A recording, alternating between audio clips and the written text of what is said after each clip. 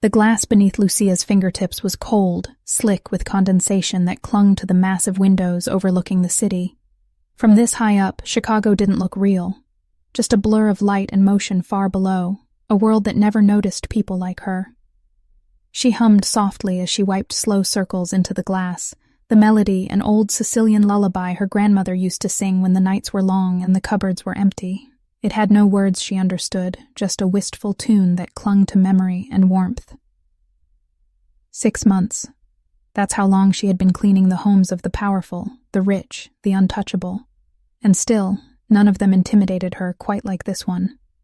The penthouse belonged to Vincenzo Russo, a name whispered in certain corners of the city, a man with money, power, and a reputation that could make men twice his size step aside without a word. People said he'd built his empire on the ashes of enemies who never saw him coming. People said he had no heart left. You missed a spot. The deep voice broke the silence, sending a shiver down Lucia's spine.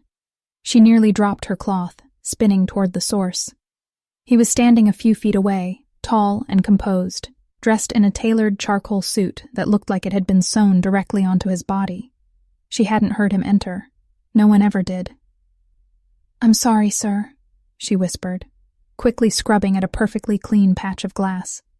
Her reflection stared back at her, pale and anxious, with strands of dark hair escaping their bun. Behind her, his silhouette loomed like a shadow that had taken shape. "That song," he said after a pause, stepping closer until the scent of his cologne, cedar, smoke, something expensive and dangerous, surrounded her. "What is it?"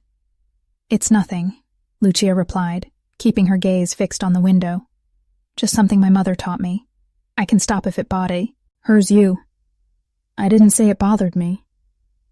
Vincenzo's tone was unreadable, his eyes darker than the storm clouds gathering over the lake.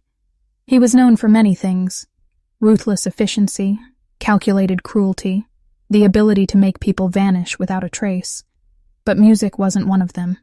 He was known for rejecting every woman who tried to capture his attention, known for keeping his world small and impenetrable. And yet, here he was, lingering near a maid because of a song. "The melody is Sicilian," he murmured, almost to himself. Lucia swallowed hard. She had never thought of it that way, but now that he'd said it, she realized he was right. The tune carried the weight of old soil, of sea winds and forgotten stories. But why would a man like Vincenzo care about a lullaby sung by a nobody like her? When she didn't respond, he stepped even closer. The air seemed to shift around them, charged and unsteady. "Sing it," he said quietly. Her breath caught. "I don't really sing in front of people, sir." "You've been singing for the last hour." "I was humming. That's different." One corner of his mouth lifted, not quite a smile, more like the ghost of one. "You're not afraid of me." "I'm terrified of you, sir." "Yet you argue." Her hands trembled as she placed the cloth on the sill, afraid she might drop it. The logical thing to do was to obey, finish her work, and leave. But something about the way he was looking at her, not like a servant, but like a puzzle he couldn't solve, made it impossible to move. "Sing for me," he said, voice soft but carrying the weight of command. Lucia closed her eyes and obeyed. The notes slipped from her lips like silk, trembling at first, then steady as memory took over. The song filled the cavernous penthouse, curling around marble and glass, weaving through the silence like a spell. Vincenzo didn't move. He stood utterly stained, ill, his face unreadable, but something shifted in his eyes, a flicker of recognition, of memory, of something dangerously close to longing. When the final note faded, the silence between them was heavier than before. "Where did you learn that?" he asked, voice rougher now. "My grandmother," Lucia said quietly. "She came from Sicily as a girl." His gaze sharpened. "What was her name?" "Rosalia Marino." Something changed then, just for a heartbeat, before his mask slipped back into place. He adjusted his cufflinks, gold glinting with an emblem she didn't recognize. "You may go." Lucia gathered her supplies with shaking hands, heart hammering. As she left the room, she felt his eyes follow her, burning into her back long after she disappeared from sight. She didn't know why the song mattered. She didn't know why he had looked at her like that. But somewhere deep inside, beneath fear and confusion, a strange certainty stirred. Whatever she had awakened in Vincenzo Russo, whatever it was that haunted him, it was only the beginning. Lucia had cleaned dozens of homes in her life, but none of them lingered in her mind the way Vincenzo Russo's penthouse did. Days after that strange encounter, her thoughts kept circling back to the moment his voice had wrapped around her name and demanded a song. She told herself it was just curiosity that made her heart race when she thought of him, but deep down, she knew there was something else, something far more dangerous, stirring beneath the surface. When she returned to the penthouse the following week, the air inside felt different, heavier, as if it was waiting for something to happen. Marco, the head of security, greeted her at the door with his usual blank expression, but his eyes followed her longer than usual as she stepped inside. Every sound seemed amplified, every shadow deeper. It wasn't until she started humming again, quietly at first, that she felt the tension in the room shift. She didn't realize he was home until she saw his reflection in the glass Shah he was polishing. He was leaning against the doorway, hands tucked casually into his pockets, watching her with an intensity that made her skin prickle. The story said he was cold, incapable of feeling anything beyond ruthless ambition, but the way he looked at her now betrayed a flicker of something else: curiosity, hunger, recognition. "You always sing when you think no one is listening," he said, voice low and smooth. Lucia's hands froze against the glass. "It helps me work," she answered without turning around. "And that song," he asked again. "The same one, always the same one." "It's an old family thing," she said quickly, hoping to end the conversation. But Vincenzo was not a man who let go of things easily. He crossed the room slowly, each step deliberate, closing the distance between them. Lucia's heart thudded in her chest as his reflection grew larger in the glass. "Do you know what that song means?" he asked softly. She shook her head. "My grandmother used to sing it, but she never explained." He studied her face as if searching for a lie. "That melody is known only in a handful of villages in western Sicily," he murmured. "It is more than a lullaby." Something in his tone made her breath catch. "What does it mean?" she whispered. "Not yet," he replied, stepping back. "There are things you need to know first, and people who might want to know about you." Before Lucia could ask what he meant, his phone buzzed sharply. The mask of emotion vanished from his face, replaced by cold precision. He answered without a word, listening intently, his jaw tightening with every second. When he hung up, his eyes were darker than before. "You need to leave by the service elevator," he ordered. "Now." She stared at him, confused. "Did I do something wrong?"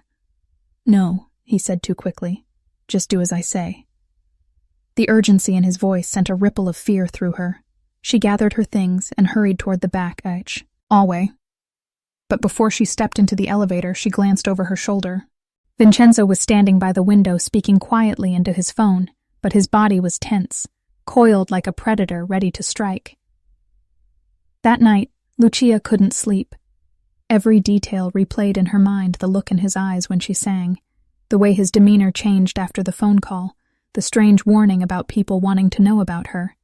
None of it made sense. The following morning, a black car was parked outside her apartment building. It was there when she left for work, and still there when she returned hours later. At first, she told herself it was a coincidence, but by the third day, her chest was tight with unease. On the fourth day, the car was gone, but a plain white envelope had been slipped under her door. Inside was a single sheet of paper with 5 words written in elegant handwriting. "Stop singing or you'll regret it." Her hands trembled as she read the message over and over.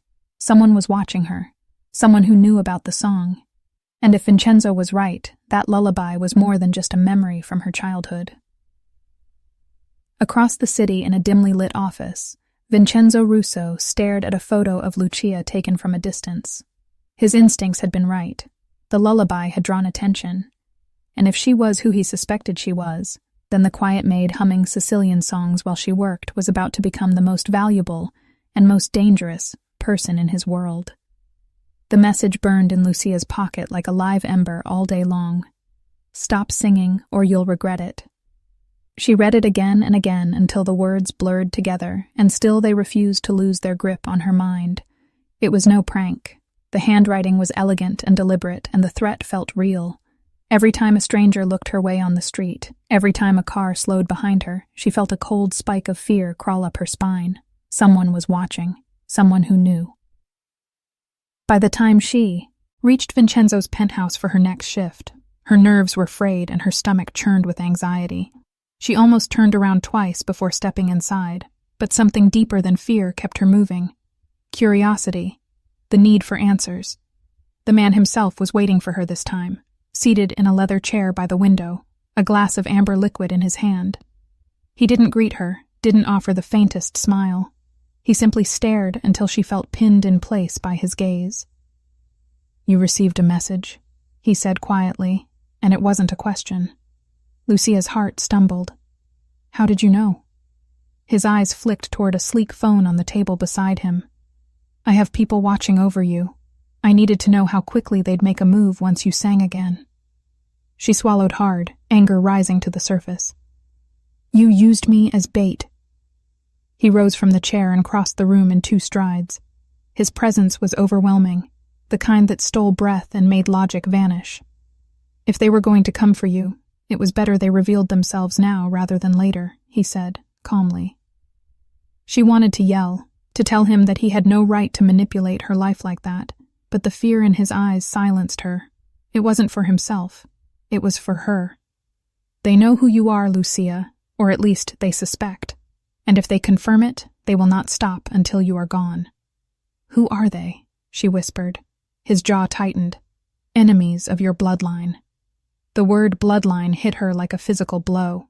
"My family are restaurant workers and teachers. We're no one." He looked at her then with something like pity. "That's the lie you were told to keep you safe." He gestured for her to follow and led her into a study she had never entered before, the walls lined with dark shelves heavy with books and old photographs.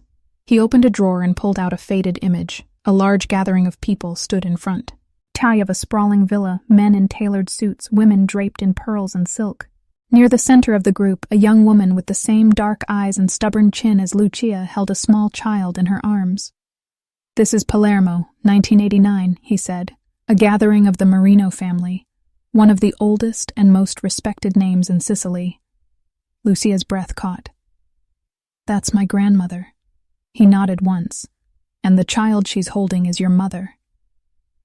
It didn't make sense. Her grandmother had run a tiny bakery in Queens until she passed away. There had never been any mention of Sicily or power or family names whispered with reverence and fear. Why would she lie? Because 30 years ago the Marino family was betrayed. Their estate was attacked. Most were slaughtered. A few vanished. Rumor had it they fled to America under new names. Lucia stared at the photograph until her vision blurred. It couldn't be real. It had to be some elaborate manipulation. But then Vincenzo rolled up his sleeve and showed her something etched into his skin, a tattoo of an intricate crest. It was identical to the symbol carved into the edge of the photograph. "My family has been at war with theirs for decades. And now it seems the last Marino has resurfaced." Fear churned into confusion, and confusion twisted into something hotter. Anger. "If this is true, then why are people threatening me? Because your existence threatens their control. The Marino name still carries weight. Even the possibility of an heir is enough to shift the balance of power." The world tilted on its axis. Everything she thought she knew, her past, her family, her identity, cracked open under the weight of this revelation. The lullaby, the one she'd sung without thought since childhood, echoed in her mind like a siren. It wasn't just a song. It was a thread tying her to a world she never knew existed. Vincenzo watched her closely as the truth settled in. "You have a choice now, Lucia. You can walk away, disappear, prete, and none of this matters. Or you can face what's coming." She met his gaze, fire kindling beneath the fear. "And if I choose to face it?" Then he said, stepping closer until she could feel the heat radiating from his body, "You will need me, because the people who sent that message will not stop. and they are closer than you think." As if summoned by his words, the lights in the penthouse flickered. A second later, a gunshot shattered the silence from somewhere below. Both of them froze, the air thick with the sound of distant chaos. Vincenzo's hand moved to the holster hidden beneath his jacket. "They've found you," he said, "and this time they're not sending warnings." The echo of the gunshot still rang in Lucia's ears as the world shifted into chaos around her. Marco's voice barked orders over the radio, heavy footsteps thundered in the hallway, and the penthouse, usually a cathedral of silence and control, erupted into a storm of motion. Vincenzo grabbed her wrist without a word and pulled her behind him, his body a living shield, as he guided her toward a hidden panel in the wall she had never noticed before. It slid open with a soft hiss, revealing a steel-lined corridor. "Move," he commanded. Lucia stumbled forward, her heart pounding so hard it felt like it might burst. "Who's attacking us?" she shouted over the noise. His voice was calm, cold, terrifyingly composed. "The Catalanos. They've been watching since the moment you sang. They were waiting for confirmation, and now they have it." The corridor twisted and turned before opening into a secure room, lined with monitors showing every angle of the penthouse. Armed men in black tactical gear were pouring through the main entrance, exchanging fire with Vincenzo's security team. She pressed a trembling hand to her mouth. "They're here for me," No Vincenzo said without looking at her. "They're here for what you represent. If you are who I believe you are, then you're a threat they can't allow to live." He turned to Marco, who had appeared behind them with a pistol drawn and a thin sheen of sweat on his brow. "Get her out. Use the secondary route." Marco hesitated. "And you?" Vincenzo's eyes never left the screens. "I'll buy you time." Lucia's heart lurched. "No, you can't stay here. Not for me." But he was already moving, loading a weapon from a hidden cabinet, his expression carved from stone. "This is my war, Lucia. It started long before you arrived." Marco didn't give her a chance to argue. He gripped her arm and pulled her through another exit that led to a service elevator. The ride down was suffocatingly silent. Lucia's mind raced with images of gunmen, of blood, of a life she had never asked for dragging her into a nightmare. When the elevator doors opened, Marco led her through a network of underground tunnels beneath the building. They emerged blocks away, where a sleek black SUV waited. Marco shoved her inside and climbed in after. "Stay low. We're going to one of Mr. Russo's safe houses." As the vehicle sped through the city streets, Lucia pressed her forehead against the cool glass, her thoughts spiraling. How had she gone from cleaning windows to being hunted through the streets of Chicago? She wanted to believe this was some horrible mistake, that they had the wrong person. But deep down, a small, stubborn part of her knew the truth. They reached a nondescript building on the city's outskirts, surrounded by high walls and cameras. Marco ushered her inside quickly. It was quieter here, but the tension was suffocating. Within minutes, Vincenzo arrived, blood splattered on his shirt, his hands still gloved from combat. He was alive, but something had shifted in his eyes. Something darker, more dangerous. "It's begun," he said simply. "The Catalanos won't stop now." Lucia stared at him, fear and fury twisting together inside her. "This is insane. I don't know anything about this world. I don't want any part of it." "Then you need to disappear," Vincenzo replied. "We can create new identities for you and your brother, relocate you to another country. You'll never have to hear the name Marino again." She hesitated, picturing Matteo's frail body hooked up to machines, his laughter when she managed to scrape together enough money for his medication. Running meant safety, but it also meant leaving behind answers, and questions burned inside her now. About her grandmother, about the lullaby, about why men with guns were willing to die to erase her existence. "What happens if I stay?" she asked quietly. Vincenzo's gaze locked onto hers, a storm brewing beneath the surface. "Then you stop running. You stop pretending to be no one. You embrace who you are, and we make them regret ever threatening you." The room fell silent. The offer hung heavy between them. If she accepted, there was no turning back. If she refused, she would spend the rest of her life hiding, waiting for the next shadow to appear. Before she could speak, Marco burst into the room, breathless. "They've hit one of our warehouses. They're testing how far they can push." Vincenzo's jaw tightened. "And they'll push until we push back harder." He turned back to Lucia, stepping closer until she could feel the heat of his presence. "I can protect you, but I can't do it if you keep denying what you are. They already believe you're the Merino heir.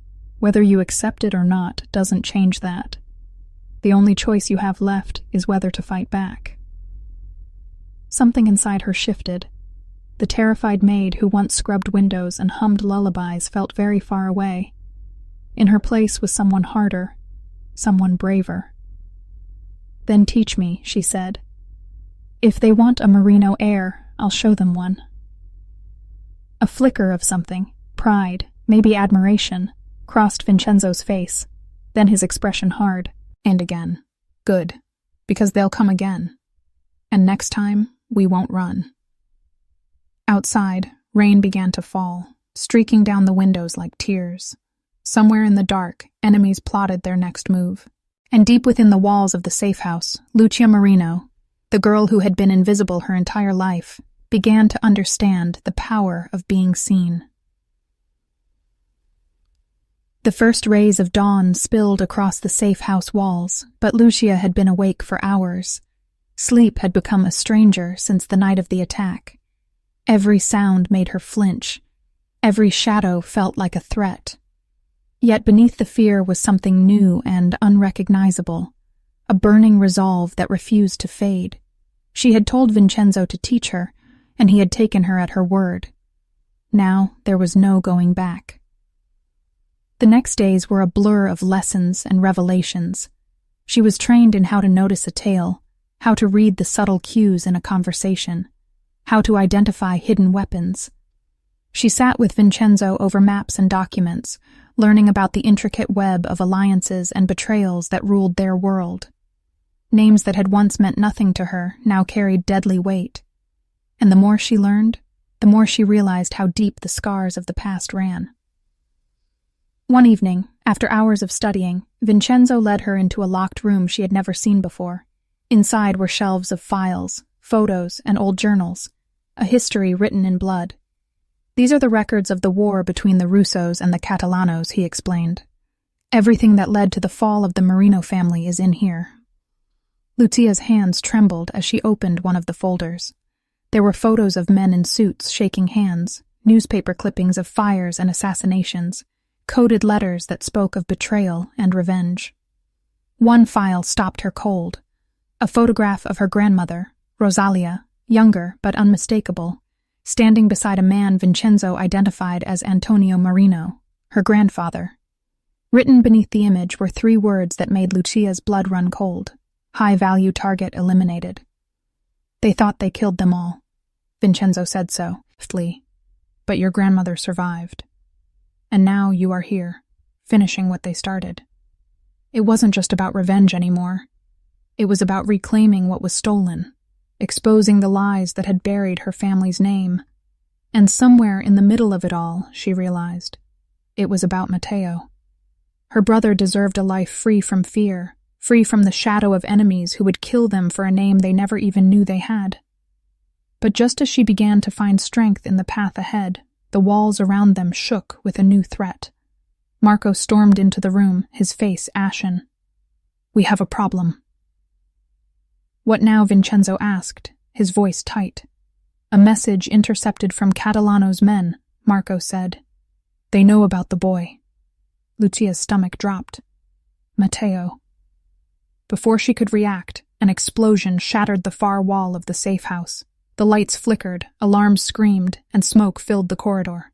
Marco shoved a weapon into Vincenzo's hand and pulled Lucia behind him. "They're breaching the perimeter. We have to move now."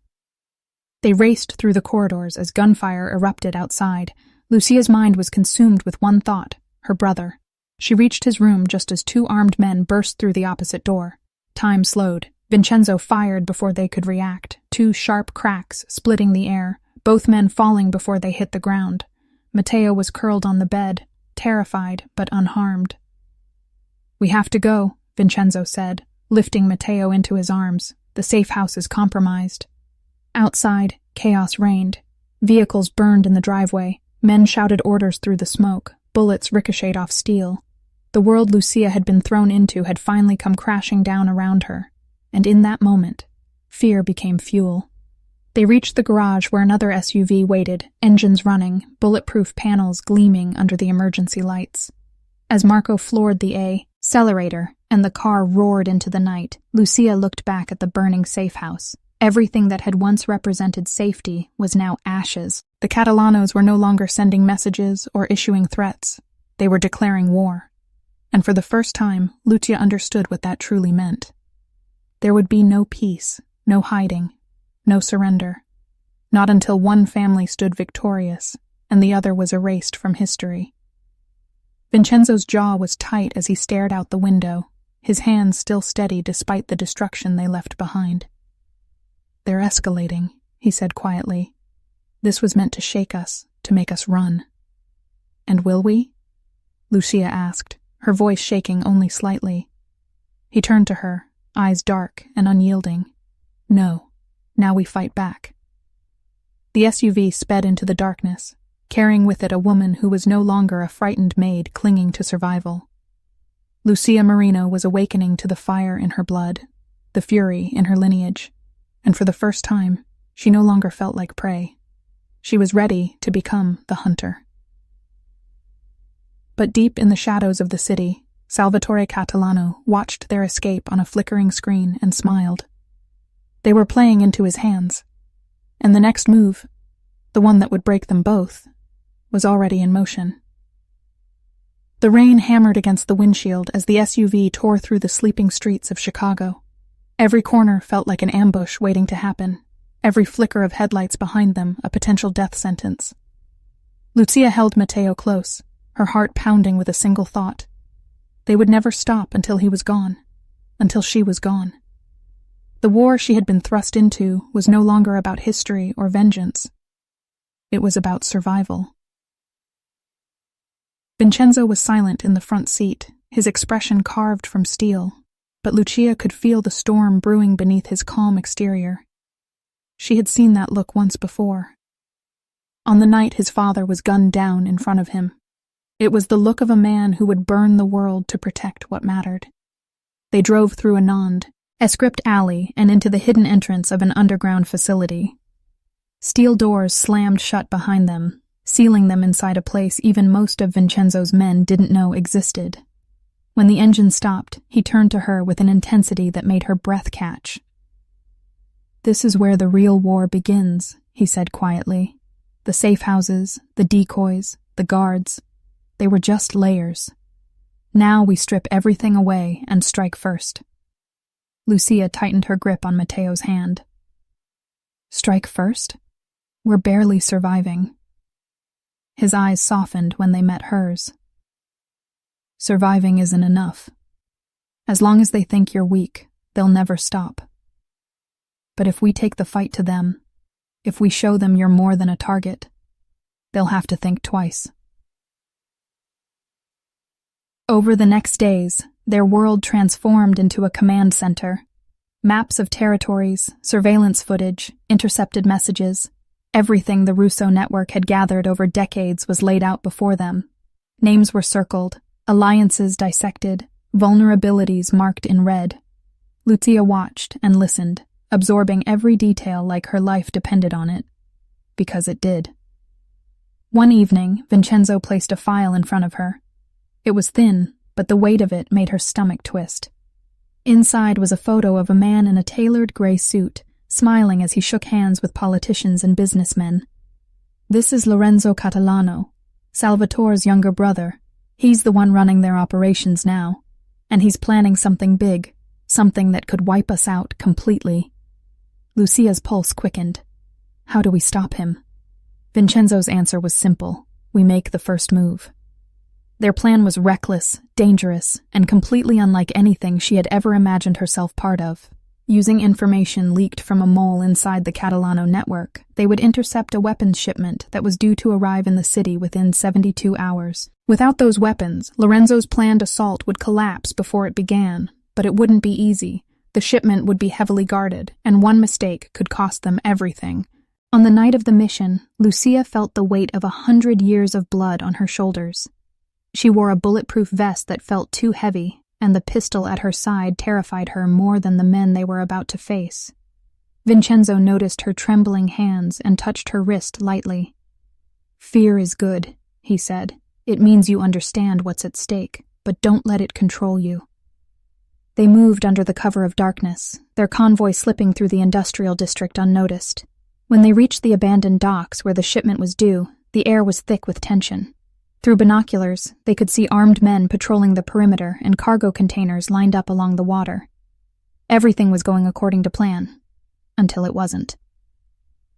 A flash of light split the night sky, followed by a deafening explosion that sent shockwaves through the ground. One of their vehicles erupted in flames, flipping onto its side. Gunfire followed, ripping through the silence as Catalano soldiers poured from the shadows. "It's an ambush!" Marco shouted, dragging Lucia behind a stack of crates. They knew we were coming. Bullets screamed past as chaos engulfed the docks. Vincenzo barked orders over the radio, rallying his men into defensive positions. Lucia clutched the pistol with shaking hands, the sound of Matteo's voice echoing in her mind. She couldn't die here. She wouldn't. Through the haze of smoke and gunfire, she saw him. Lorenzo Catalano himself, standing atop a shipping container, watching the battle unfold with a smug smile. It wasn't just about the weapons. This was a message. Vincenzo locked eyes with her from across the chaos, his jaw set. "Stay here." "No," she shouted back. "I'm ending this." Before anyone could stop her, Lucia broke cover and sprinted toward Lorenzo's position, weaving through the hail of bullets. He saw her coming and laughed, drawing a weapon of his own. "You think you can challenge me, little girl?" "I'm not a girl," she hissed, raising her gun. "I'm a Merino." The shot rang out, piercing the night. Lorenzo staggered back, blood blooming across his chest. He wasn't dead. Not yet. But his smile was gone. And in that moment, every man on that dock realized the war had changed. By the time the shooting stopped, the docks were drenched in smoke and silence. The shipment was theirs, but the cost was high. Several of Vincenzo's men lay wounded, and the enemy had escaped with just enough strength to retaliate. Back at the underground base, Lucia stared at her blood-stained hands, trembling with adrenaline and fear. Vincenzo approached silently, his expression unreadable. "You did it," he said. "You showed them who you are." But Lucia barely heard him. Her heart was racing with a terrifying new truth. The line she had once sworn she would never cross was far behind her now, and there was no going back. Somewhere in the darkness of the city, Salvatore Catalano received word of the failed ambush. He listened quietly, then smiled a cold, predatory smile. "Let them think they're winning," he said. "They haven't seen anything yet." The real war was only just beginning. The night after the ambush was eerily quiet, too quiet for a city that had just witnessed a small war on its docks. Lucia couldn't sleep. Every time she closed her eyes, she saw Lorenzo Catalano's face as he fell, the shock, the hatred, and the promise of revenge that burned in his dying gaze. She had pulled the trigger. She had crossed the line that could never be uncrossed.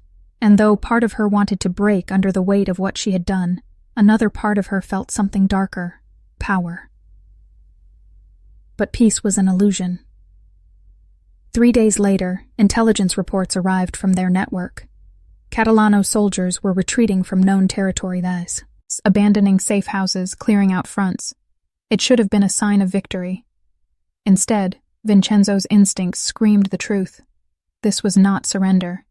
It was repositioning. "They're planning something," he said grimly, scanning a map covered in red markers. "They're consolidating, waiting for the right moment to strike." Lucia stood beside him, staring at the shifting pattern of enemy movement. "What's their next move?" Vincenzo pointed to a single location circled in black, a heavily guarded compound on the outskirts of the city. "This is their central command hub. If they're going to launch an offensive, it will start from here." "Then we destroy it," Lucia said, the words slipping out before she could stop them. Vincenzo's eyes softened, but his tone remained cold. This isn't about destruction anymore. This is about leverage. If we can take that hub intact, we control their communication lines, their finances, their alliances. We end the war without firing another shot. The plan they formed was as dangerous as it was brilliant. They would infiltrate the compound from beneath, using the city's forgotten sewer tunnels to breach the lower levels. It would require precision, stealth, and nerves of steel. One mistake, and they'd be walking into a massacre. The night of the mission was cold and wet. Lucia moved through the darkness with a small team of Vincenzo's most trusted men, every sound amplified, every shadow a potential enemy. The stench of the tunnels was suffocating, but fear was a far greater weight pressing against her chest. For Matteo. For the family she never knew. For the future that would not exist if they failed. When they reached the access point, Marco hacked the old maintenance hatch and motioned for silence. They climbed up into the belly of the compound, a maze of concrete corridors humming with the sound of servers and distant footsteps. Lucia's pulse raced. One wrong turn, and they would be surrounded. They moved deeper, disabling cameras and neutralizing guards silently. But just as they approached the central control rows, something felt wrong. The hallways were too empty, the resistance too weak. Vincenzo's voice crackled over the comms. "Pull back. It's a trap." The words came too late. The moment they breached the door, steel shutters slammed down over every exit, sealing them inside. Red lights bathed the corridor as alarm sirens blared. A voice echoed through hidden speakers, cold, amused, and unmistakably familiar. "Welcome home, Marino." Lucia's blood turned to ice. It was Salvatore, not Lorenzo, not any of the lieutenants. Salvatore Catalano himself had been waiting for her. Screens flickered to life on the walls, displaying images from hidden cameras. Footage of their safe houses, Matteo's school, even inside Vincenzo's headquarters. He knew everything. "You've made quite the mess, little songbird." Salvatore's voice purred. "My brother lies in a hospital bed because of you. My business has lost millions, but killing you would be too easy. No, I have something better in mind." A door slid open on the far side of the room. Two of Salvatore's men dragged someone inside. Lucia's heart stopped when she saw who it was. Matteo, terrified and trembling, his hands bound. "Give me the codes to the Russo accounts," Salvatore said, his tone now sharp as a blade. "Do that, and your brother lives. Refuse, and I will send you his heart in a box."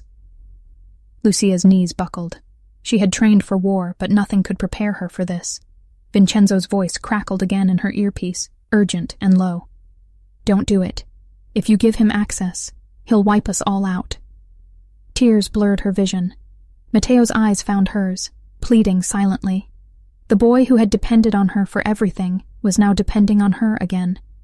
But this time, the cost was everything. Time stretched into eternity as her mind raced for a way out. Then an idea formed, reckless and desperate. She whispered into the comm, "Vincenzo, true? Smee." And then, with a steadying breath, she raised her hands in surrender. "All right," she said, her voice trembling but clear. "I'll give you what you want. But first, let Matteo go." Salvatore laughed, a sound like poison. "Oh no, little Marino. You're not in a position to negotiate. You do as I say, or you watch him die." Lucia stepped closer to the terminal as if preparing to enter the codes.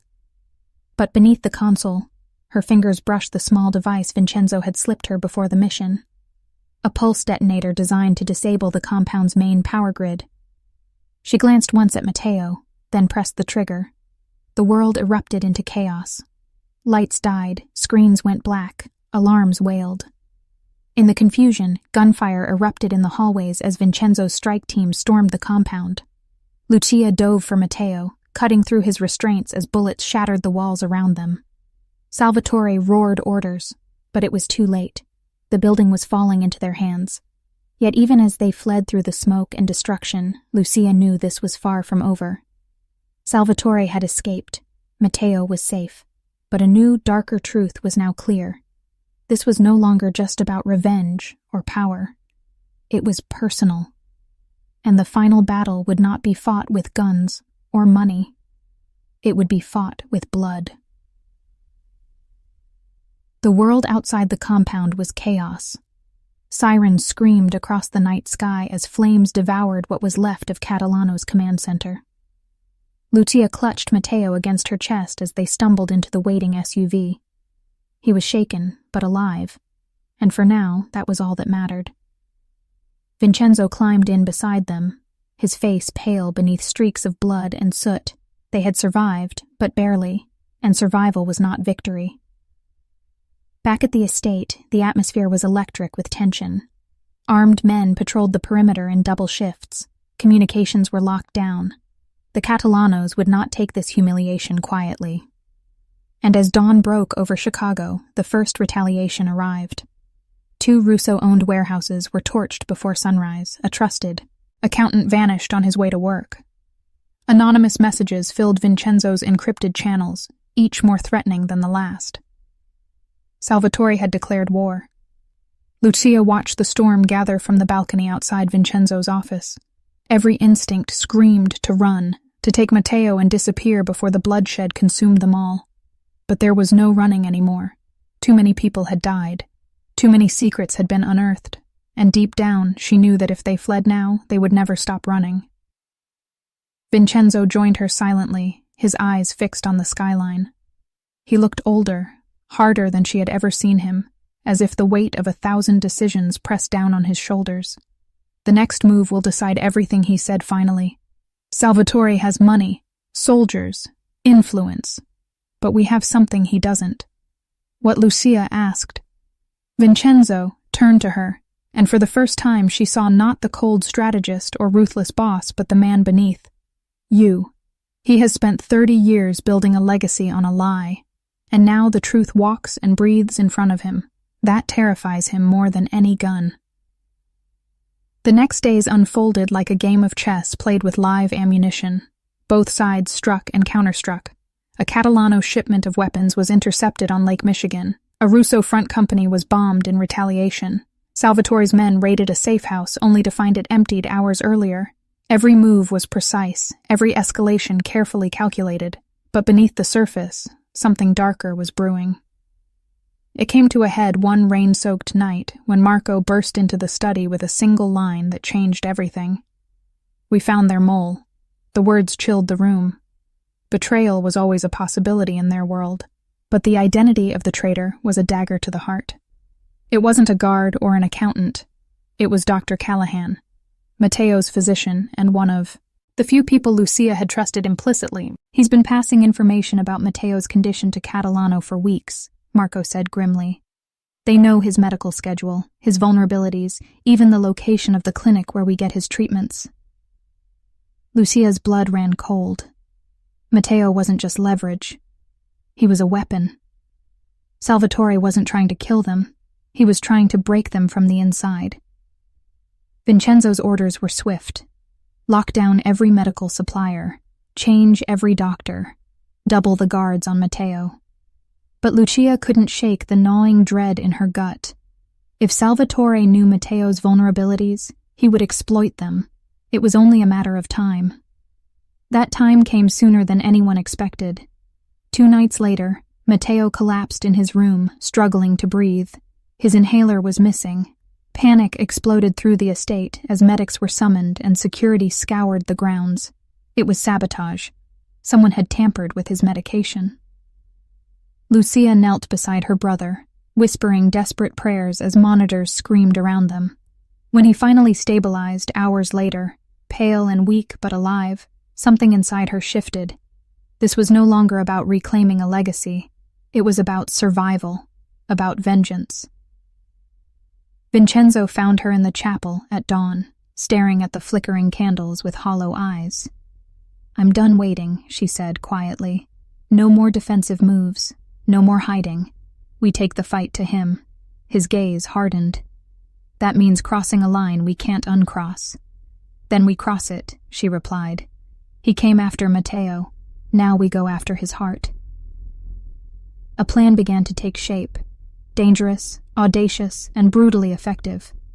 Salvatore had a single weakness: his daughter Isabella, a reclusive art curator who had remained untouched by the family business. She was the one thing he valued more than power. If they could reach her, they could force Salvatore into a position he could not defend. Vincenzo H. hesitated. Using an innocent is not how we do things. Neither is poisoning a sick boy, Lucia shot back. But this isn't about morality anymore. This is war. And so, under cover of night, preparations began for the most dangerous mission of their lives, one that would push them deeper into the shadows than ever before. But as the plan took shape, a single chilling question lingered in Lucia's mind. When you hunt monsters long enough, how long before you become one yourself? The rain came down in heavy sheets the night they set the plan into motion. It felt almost symbolic, as if the sky itself understood the blood that was about to be spilled. Lucia stood by the black SUV, pulling on the dark jacket Marco had handed her, her pulse thundering in her ears. This was no longer the terrified maid who once sang lullabies while polishing windows. This was someone else entirely, sharper, colder, and ready to do whatever it took. The target was a private art gallery in the heart of the city, owned and curated by Isabella Catalano. It was her sanctuary, a place far removed from her father's bloody empire, and precisely why she never traveled with heavy security. It also made her the perfect leverage. But for Lucia, this was more than a mission. It was a statement. Salvatore had gone after her brother. Now she was going after his heart. Vincenzo's hand brushed her arm as the team prepared to move. "Are you sure about this?" he asked, his voice quieter than usual. "Once we do this, there's no going back." Lucia met his gaze without flinching. There was no going back the moment he came for Matteo. This ends now.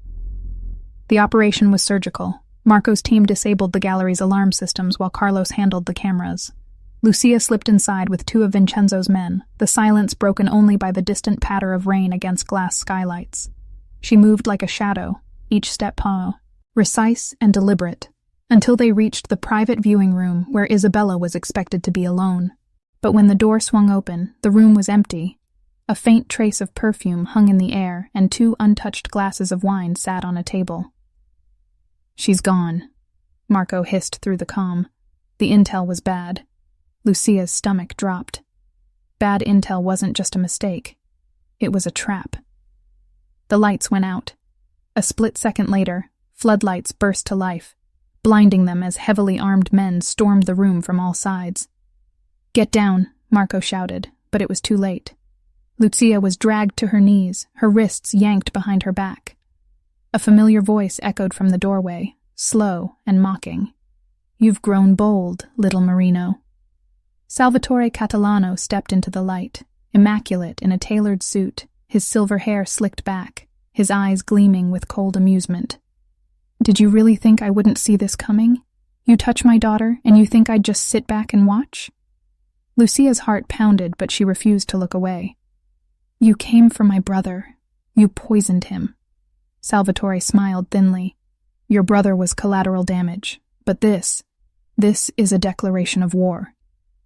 Vincenzo's voice crackled through her earpiece, low and urgent.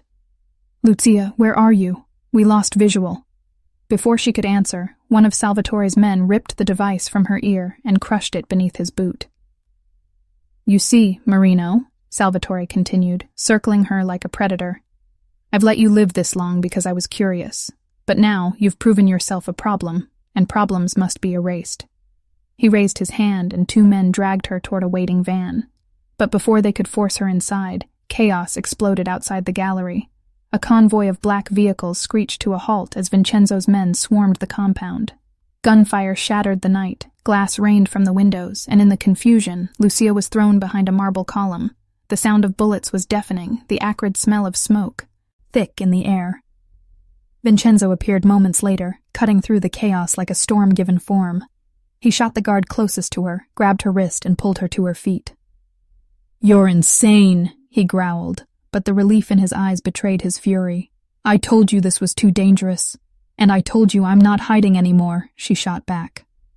They fought their way through the gallery, every hallway a battlefield, Marco and Carlos covered their escape, but as they reached the exit, a sharp crack split the air. Lucia felt a searing pain tear through her shoulder and stumbled, the world tilting sideways. Vincenzo caught her before she hit the ground. "Stay with me," he ordered, his voice breaking in a way she had never heard before. "Don't you dare leave me now." They barely made it out alive. The SUV roared away into the night, gunfire fading behind them. Lucia's vision blurred, darkness closing in at the edges. Somewhere in the haze, she heard Vincenzo's voice, raw and desperate. "You're stronger than this. You're not allowed to die."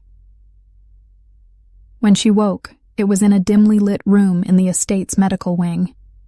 The pain in her shoulder was a dull, steady throb. But she was alive. Matteo was asleep in a chair beside her bed, his small hand curled around hers. Vincenzo sat on the other side, his face drawn and tired. "You almost died tonight," he said quietly when he saw her awake.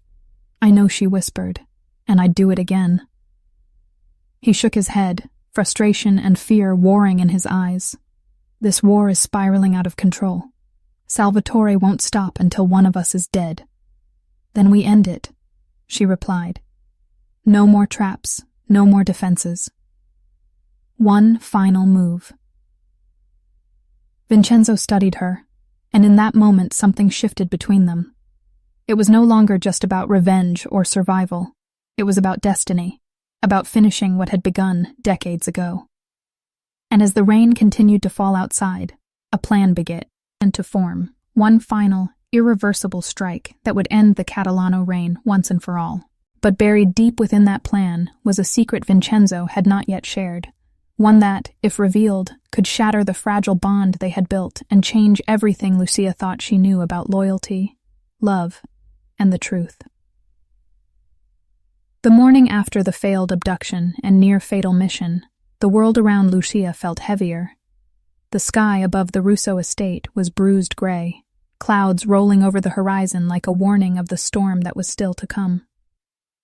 Her shoulder burned with every movement, a reminder of how close death had come, but pain no longer frightened her.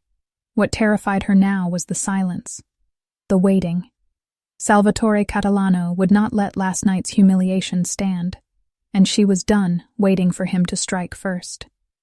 Vincenzo entered the room quietly, his usual mask of control thinner than she had ever seen it. Dark circles shadowed his eyes, his jaw clenched with unspoken rage. He stood at the foot of her bed for a long moment before speaking. "We end this. No more negotiations, no more games. Salvatore dies." Lucia's breath caught, not from fear but from the weight of what those words meant. If we kill him, we inherit his war. Every enemy he's ever made becomes ours. Vincenzo stepped closer, his gaze hard. If we don't, we inherit his knife in our backs, and your brother will never be safe. A meeting was called in the war room before noon. The table was littered with satellite images, dossiers, encrypted messages. Salvatore was planning a summit of the old families in 2 days, a show of strength to prove he was still in control. It would be his last mistake. The plan was brutal in its simplicity. Strike the summit, take Salvatore alive if possible, kill him if necessary, and seize control of everything. Lucia listened as Marco laid out the strategy, every detail cold and precise. Infiltration teams through the east entrance, snipers on the north row of line, heavy assault from the west once the first wave breached. It was war, the kind her grandfather had once fought, the kind that had destroyed her family decades ago. And now, she would be the one to end it. The night of the summit arrived cloaked in tension. Lucia dressed in black, her shoulder bound tight, her pulse steady despite the storm raging inside her. Matteo begged her not to go, fear etched into every line of his face. "I have to," she told him softly. "If I don't finish this, we'll never be free."